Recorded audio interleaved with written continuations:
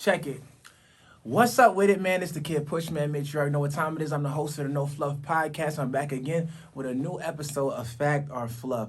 Today, I'm going to talk about how to get business funding as a new business owner. There are many, many ways to get business funding, but it's always a struggle for new business owners because you don't have any business history. Therefore, most companies require at least 2 years of your company being in business before they'll let you get actual business funding, right?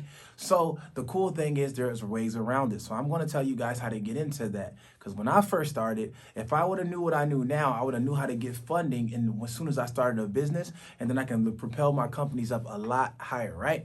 Faster. It took me a long time because with time comes customers, clientele, it comes experience, it comes with my credit building over time, and it comes with history and community being built, and all these things come with time. But some things we can actually make come a little faster if we just knew the right knowledge. So that's why I'm going to tell you guys how to get into this. First thing I want to tell you guys about is Fundera. Fundera is spelled Fundera. Go to Fundera. You can apply for a whole bunch of different loans where you don't need to use your credit. There's no credit check, and they're actually going to let you use your business statements to do it, right? So literally, if you were to have a company and be in business for just 3 months where you're allowing income to flow through your business checking account, they'll use how much you are averaging from your business checking account to forward you a loan for that amount that you're averaging. Now, the cool thing about Fundera is you don't have to take all the money, and I don't suggest that you do. I suggest you use the Fundera loan to actually show history. So you actually pull, let's just say if you're getting approved for 50,000. I only want you to pull like 2 or 3 grand and then pay that money back. And then the second time you take a loan from Fundera, they're going to give you a higher amount because you actually used the money.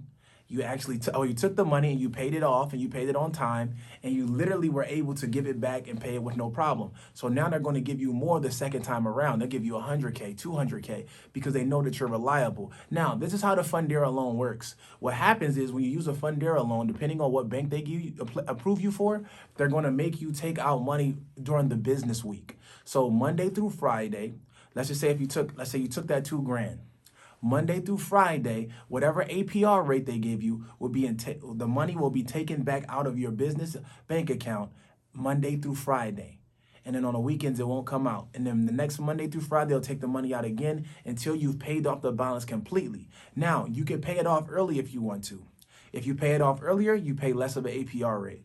But this is just for you to gain some revolving credit for your business. So I would just pay it off early, but not too early. I want you to let it sit on your account for a little while and let it pay off. And they'll show that you're a person that they would like to actually advance funds to. So that's one way you can do it is going through the Fundera business loan, okay? So look up Fundera, go to Fundera.com and can put your approval in for your business after you've had 3 months of business bank statements so you can forward it to them. They'll approve you with a no document loan is what they'll call it, okay? They have actually a few different places they can approve you for, but they all require similar documents that have to do with your business bank account, a voided check, things of that nature, and maybe your license or ID, and they'll approve you with no problem with a new business. It doesn't have to be 2 years old. Second way, what I've learned is to be able to get my personal credit in order to be able to PG, which is called personally guarantor the business. So me, I have an 800 credit score. Anytime I start a new business, this is just personally me. This is something that you can use as a strategy, but you don't have to. But this is what I do every time I start a new business. I give 3 to 5 business credit cards with me personally guarantoring it. And I try to find business credit cards that have a APR rate or 0 APR rate for up to a year or above a year. So what happens is I'll be able to front my business by using my personal credit. They'll run my personal credit, right, to approve me for a business bank credit card from Capital One, from Wells Fargo, from Chase, from Bank of America. All of these places will approve me because I have an excellent personal credit score. Now, what's going to be cool about it is they're only going to reflect on the business side. Now, all cards aren't created equal. So the one, like I named first, was Capital One. Capital One actually will show up on your personal credit report and your business credit report. So you need to be cautious of it. But Bank of America, Wells Fargo, Chase, and Discover all have business credit cards that will not show up on your personal credit. So you want to make sure that you are applying for the right ones and kind of asking the right questions when you call in to see if you want to get a business credit card for that bank.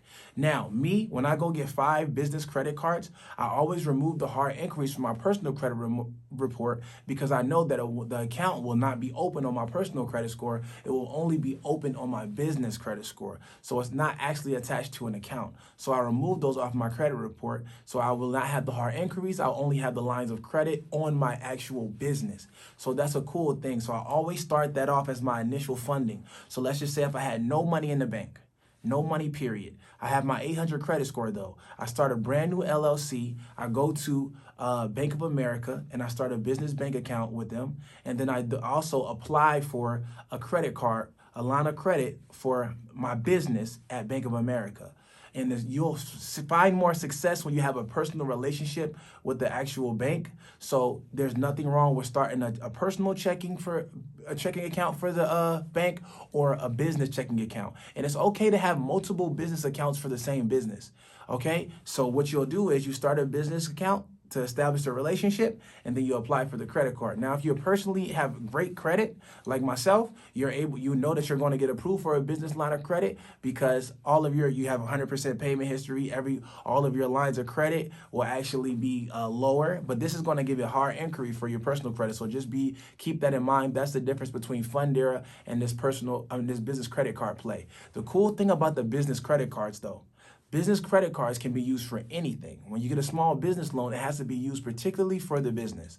So you can't branch off and pipe the business up a little bit or collude with businesses a little bit. But with the business credit cards, you can. Now, with a small business loan, you cannot do that. So keep that in mind. That's the huge difference, okay? So all of these things should be all used for business purposes and responsibly and all paid off on time. The cool thing about getting 5 credit cards or 3 credit cards for your business is that's your initial funding that the bank is going to front you to make your business profitable. So I hope you guys learned something here and are able to grasp the concept I try to just teach you. So always remember Fundera and then PG in your first credit cards when you start off. That's going to establish business credit, and that's going to be your initial startup funding for your companies. All right. So this your boy Pushman Mitch and No Fluff Podcast, and you already know what time it is. We out 2022. What's up? Yeah.